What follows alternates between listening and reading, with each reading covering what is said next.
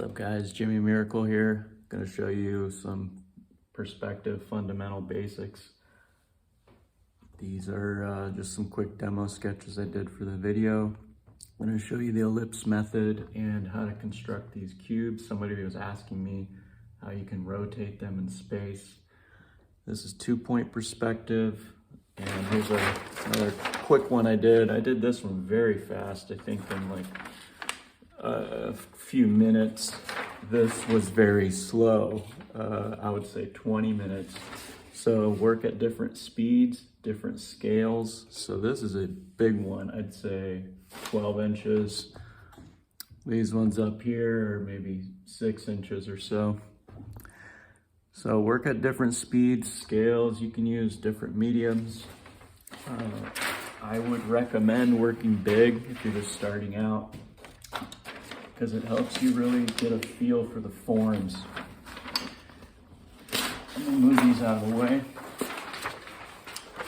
And let's construct a cube. I'm gonna keep this circle and ellipse over here for reference. Basically, what I've indicated with this point here is locating the 8 points along with these ones which align with the diagonal, and that's going to help me figure out how to draw this ellipse. So I'll just do it here and talk as I go. So let's do another big one, and I'll try to subdivide the interior for you too. So start with a horizontal. I'm gonna sort of gauge this space to build a box in, building a cube. So I am going to move this down so I have enough room. I'm gonna try to build a cube here. Kind of leaning over and scrunch down.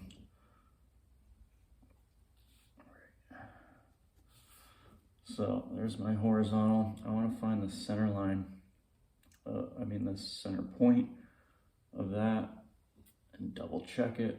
I'm just double checking by measuring with my thumb and the tip of the pencil. That looks pretty close, but I was noticing it's about 1 millimeter off there. So I'm gonna try to get it super accurate at the beginning.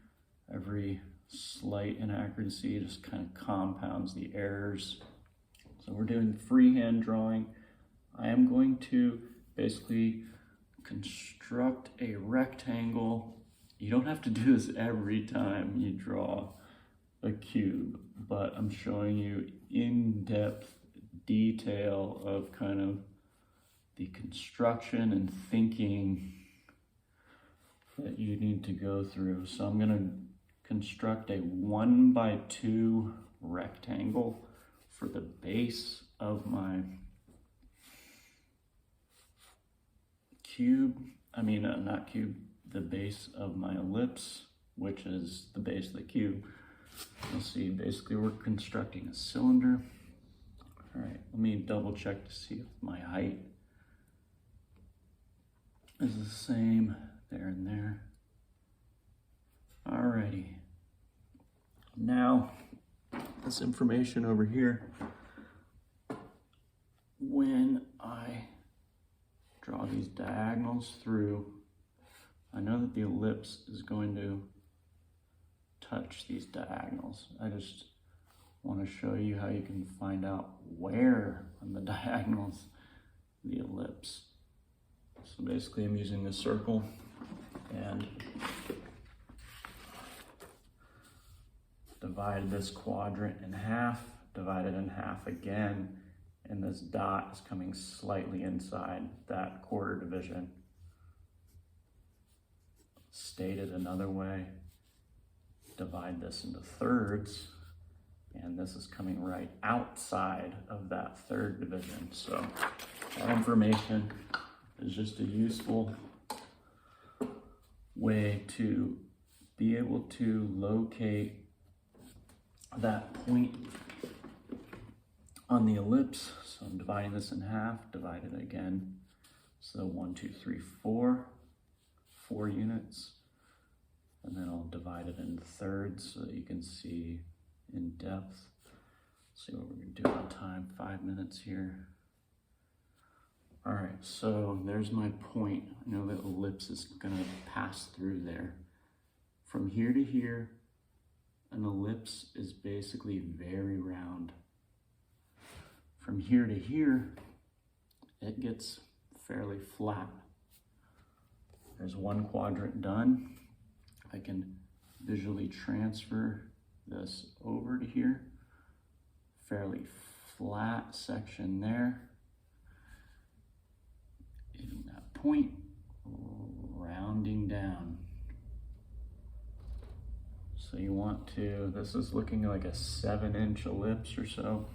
That's a decent size for constructing a fairly large cube. Round, flattish here. It's not flat line, but it's much flatter and the curve isn't quite as abrupt in that zone. So we're thinking 2 zones. Central zone of the ellipse is flatter. Outside, basically quarter to third, is turning down pretty sharply.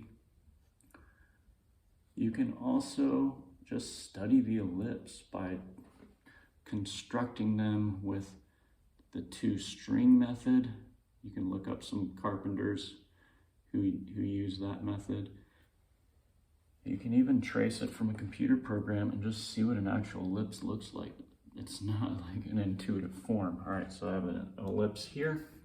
Now I want to take this width and move it up here. So I'm going to post up a vertical. Make sure that that's true vertical. And this whole width I want to get up there. Let me visually look at it, see if that's feeling right. Take a guess up there. Use this little marker to measure. So there's 1, 2, it looks like I got a little bit low. All right, one more time. Basically just use your thumb and simple tools. I think that was closer the first time. That's gonna have to do for now. I gotta get through this video for one. I'm just using an 8B pencil here. Nothing fancy, it's pretty soft. And you can use a number 2 pencil. You can do an H pencil, it's up to you. Try different pencils out. I like this one because I'm going to be able to kick the darks in pretty hard and then it'll be visible on this video more. So it's almost like gets to the marker intensity at 8B, but I'm just very lightly drawing it in now. All right, now, shoot, this guy's getting in the way up here. Move these boxes out of the way. Yay. Oh well. All right, now I need another ellipse at the top that's going to be slightly narrower than this ellipse. So I got about a 1x2 ellipse, so this will be a little bit less than that. Just make sure, double check with my thumb and the tip of my finger that got about 1 millimeter high. And in here is where the top ellipse is going. All I'm doing now is just trying to draw this cylinder in 2-point perspective and then going to construct a cube around that. So I'm going to just visually draw this ellipse at the top using my intuition and feeling that this part is going to be fairly round. And I'll go ahead and do the round parts first so you can kind of see these zones let's do this side. It's gonna be pretty round down around here, this outer portion. And then from here to here, this ellipse gets flatter. Now let's complete the ellipse and draw these flat zones on the interior of the ellipse. This is all just construction lines. These aren't going to be visible on the final drawing. All right, now I take this ellipse, and anywhere that I place a line crossing through, that's going to be the indication of the front plane. So I could have my front plane here, could have my front plane here. I can move the front plane to this side. Basically anything past this zone out here, that's going to be the side plane, and then this is going to be where the front plane. I'm going to move the front plane, let's move it to here, this side. So you draw a line through the center. You're using the ellipse to find these tangent points, which is going to help indicate the perspective of the cube. You flatten the ellipse and draw through. This is the ellipse method taught in some of the Russian academies. St. Petersburg, constructive drawing, you may have heard the term. This is fundamentals of 3D constructive drawing. Industrial designers do this, animators. And so this is going to be the front plane, and I need to transfer that up to the top ellipse. I know that you can't really see what's happening yet, but pretty quickly this whole cube is going to lock into place because of all this preparatory underdrawing. That's coming there. These are going to be tangent. All right. Back this way. These are going to be receding gently, not violently, because these sides are the front-facing planes. So front-facing planes are a little bit more parallel, and the recession is not as steep as the side planes. The perspective is gentler.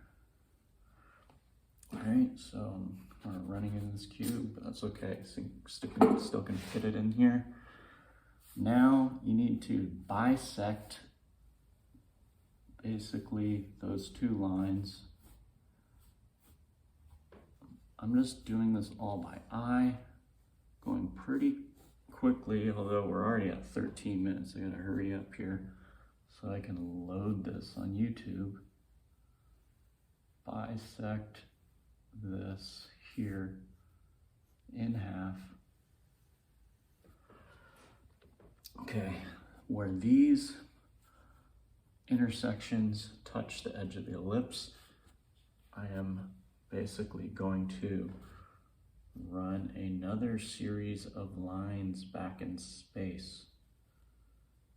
There, and my head's kind of in the way. Oh well.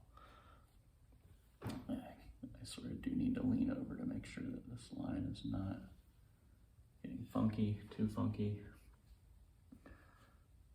And these, I'm going to, at the end of the drawing, I'm keeping it pretty light right now. I'm going to use a series of line weights to indicate the aerial perspective with line only. We're not going to shade this in. I don't even have time, to be honest.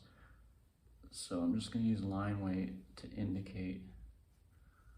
See, that was coming up off a little bit, about a millimeter. So you can move things over a millimeter here, millimeter there. You may get stuff off like a 1/8 inch. So this is the front facing plane here. Move my head over. Hope I'm not too far in the screen. I need to get behind the camera to see if that's coming out vertical. these perspective lines are going to be rolling off the tangent of the ellipse. So now you can see why we're using the ellipse. It helps. It's a geometric tool that helps aid in constructing the perspective. Kind of off right there, so I'm moving my line. This line's looking like it's bending down, so I didn't quite bisect it. As you go along, keep fine-tuning things. I know that this measurement on this side can't be more than that.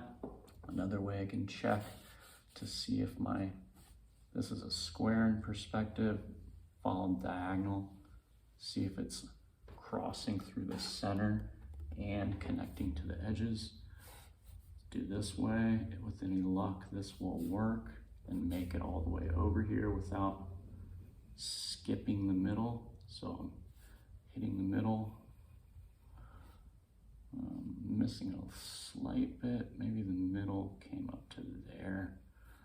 Basically just moving that line up 1/2 degree. It's coming pretty close. You can hold your pencil like this, like a writer's grip, either way. When I hold it like this, my lines are getting kind of soft because this is a blunt point. I gotta speed up here. All right, so now the cube is more or less drawn. So you can see the front facing plane, and use a series of line weights. 1, 2, 3, 4. This is going to indicate aerial perspective. So the perspective, this corner is the nearest corner. So I'm going to really kick up the contrast. I got a little, line got a little warped. So dark and thick, it's going to bring things forward. This will be my next nearest edge. Make it a little bit less thick, less dark than that other one. And then this will be even lighter. It's moving back in space quite a bit. Obviously I'm kind of rushing through this, but get the idea. I would take more time if I were you, but I don't. Sometimes these uploads don't work, so I'm not getting paid for this. I am just doing this to share to you. Yeah, that line's not working so well. Share to you how you can improve as an art student, and I think perspective is a fundamental skill to help you improve your conceptualization of 3D space. All right, so this is darker, so it's going lighter to dark, and lighter to E, a little bit up. I'm kind of missing something over here. Yeah, you reach my head over.